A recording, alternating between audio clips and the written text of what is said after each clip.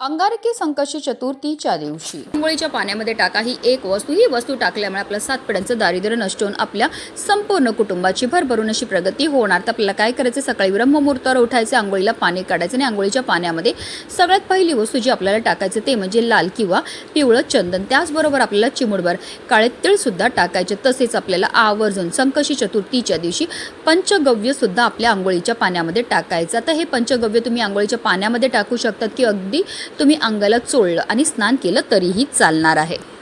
पंचगव्य म्हणजे गोमूत्र, दूध, दही, तूप आणि शेण या गोष्टींचा समावेश असतो. तर या वस्तू आपल्याला आंघोळीच्या पाण्यामध्ये टाकायचे आणि आपल्याला स्नान करायचे. स्नान करताना आपल्याला 1 मग पाणी आपल्या उजव्या खांद्यावर टाकायचं, 1 मग पाणी आपल्या डाव्या खांद्यावर टाकायचं आणि निरंतर आपल्याला स्नान करायचे. स्नान करताना आपल्याला ओम श्री विघ्नहर्ताय नमः किंवा ओम गण गणपते नमः या मंत्राचा जप हा करायचा आहे. श्री स्वामी समर्थ.